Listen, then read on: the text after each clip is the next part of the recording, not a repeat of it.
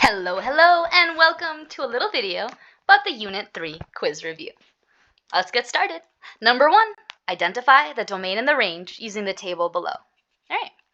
The domain, when we look at tables, is the list of numbers for our x's in order from smallest to largest. I'm going to make my best attempt to draw squiggly brackets. Bear with me. That's decent. 0, 3, 5, 7, 9 is my domain. The range is our y's in order from smallest to largest. Remember that our f of x is the same thing as y. All right, squiggly bracket, 2, 5, 6, 10, 12. Onwards to letter B. Letter B is a list of coordinates, and that's fine because you may recall that coordinates are all x comma y, which means all of our domains come from our x's and the ranges come from the y's. All right, let's do it. Domain. And we're going to have to put these in order. The smallest is 4, 6, 7, 11. For our range, same thing. We're going to look at our y's and put them in order from smallest to largest. 1, 2, 3, 7. Wonderful. Now, this is possible when we have coordinates, when we have tables, when we have maps, but domain and range look a little different when we're looking at a graph. Let's do that for number 2. Now, domain is still our x's. So let's look at our graph. And domain is going to be from left to right. Now, left to right happens on the bottom with our x's, in this case, our time. This is the left side of our graph. And this is where we end on the right. So where do we start? 0. And where do we end? 16. Now, if our graph could have ended before 16, but that's just where we ended on the right. Let's take a look at our range. Our range is bottom to top. So the bottom of my graph is right here. The top of my graph is right there, and looks like it's at 14. So for my range, I'm going from 0 to 14. Perfect. Letter B asks us to tell us about the increasing, decreasing, or constant intervals. The way we explain it is by including the specific domain intervals. So when we're looking at increasing or decreasing, we trace the graph from left to right. Now, what goes left to right? Our x's. So that's the only numbers we'll be looking at. Let's get started. The very first part here, from 0, I'm going to trace it, and it looks like it ends right there. That's our first part. That is going upwards, so I will call that I for increasing. I don't feel like spelling. Well, where do we increase from? We start at 0, and we're using our x's, so I'm going to use these same symbols and an x, and we end our first increasing interval at 10. Beautiful. Let's see what happens next. This little segment.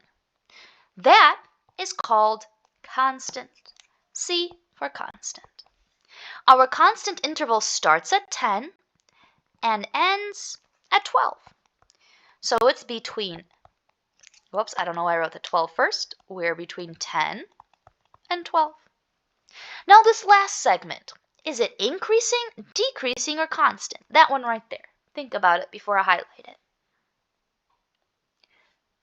Hopefully, you thought to yourself, it's increasing. And if you did, you'd be right. Well, where do we increase from? It looks like we start at 12 and end at 16. So I'm just going to put a comma right here next to my first increasing area. I'm increasing from 12 all the way to 16. Right. So again, the only time we ever look at the y's, so at the vertical, the range, the distance in this problem, is for the range. Otherwise, we are always focused on the x's, our movements left to right. Number 3, which of the following does not represent a function? Okay, so what we need to focus on in this problem are the x's. So let's see if our x's repeat, because that would make it not a function. All right, letter A. Are any of those highlighted ones the same? No. So this is a function. All right, let's try letter B. I'm going to use a different color just so it's easier to see. Let's use blue. Did any of those highlighted numbers repeat? No. Okay, it's a function. Let's try the next one. Do any of these highlighted numbers repeat? Why, yes, they do. That is not a function. There are 2 3s. Now, just to double check, let's look at the last one. Let's see. Does it have any repeating ones? No. Okay, good. So letter C is our only option. It's not a function because the 3s repeat for the x's. These 2 are what mess it up for us. Number 4. Using the following figures, determine whether each relation is a function. Explain. Figure 1. Oh, I see immediately that it's not a function. How do I know? This 2 has 2 arrows coming out of it. It goes to 6 and the 7. That's not allowed. So I'm going to say not a function. The 2 had, what is it? Are we not writing? Oh, that's my fingers. Has 2 arrows leaving it. Sweet. Figure 2. This is a graph, which means we can use the vertical line test. I'm going to draw a vertical line test through each of the points just to double check. Do any of my lines cross more than one dot at a time? The answer is no. So this is a function. Function passes the vertical line test. Figure 3. All right, for figure 3, we got to look at the x's. Do we have any repeating x's? If we do, not a function. We do. We have this x, that's a 3, and it goes to 1 and 4. And on top of that, we have this repeating x that goes to 2 and to 5. So, not a function. Repeats 3 and 4 on x's. Okay.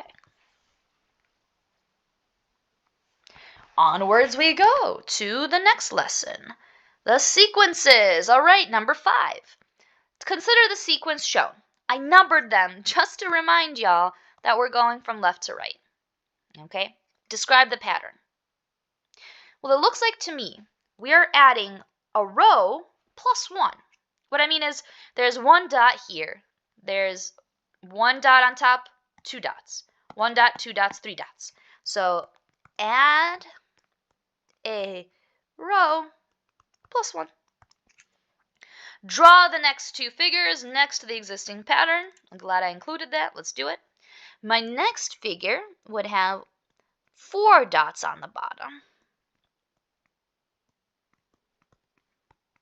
And then the one after that is going to have 5 dots on the bottom.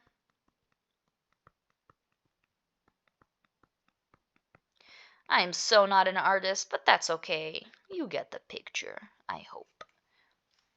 Let's make this look kind of nicer. Please, self, let's do that. Can I make it nicer at all? Ooh, there we go. It's about the same size. Awesome. Okay, I did it. I drew it. Let's write the numeric sequence representing the first 5 figures. Now we can count the dots, or we can do the addition that we were talking about. All right. The first figure has 1 dot. Then I added 2 dots to it. And if you count it, you should see the next figure has 3 dots. For my third one, I added a row of 3 dots to it. So now there's 6. I added a row of 4 dots for my fourth image. 10 dots total. And then I added a row of 5 dots to my image. 15 dots total. Now I'm going to just label this a little bit more because I think it might help people see it. There's a row of 1, a row of 2, a row of 3. A row of 1, 2, 3, and 4. 1, 2, 3, 4, and 5 dots. I don't know if that's helpful. Maybe you can see what's happening there. Maybe it'll help you describe it. But that's the pattern we're going for. We added from the first image to the second image, I added 2. Then I added 3. Then I added 4. And then I added 5. And I could keep making this pyramid taller and taller by adding an extra row with an extra dot. All right, let's take a look at number 6. A. Analyze the number of small squares in each figure. I'm going to write down the number of small squares in each figure because I think that'll make it a little bit more obvious. This small squares. Did I mean rectangle? I think I meant triangles. How did I miss that when I was editing this? Whatever. Analyze the number of small triangles in each figure. All right. 1 triangle, 2 triangles, 4 triangles, 8 triangles. Ooh, what's happening? They're doubling. Or you can say or times 2. Draw the next figure. Okay, well 18 times 2 is 16.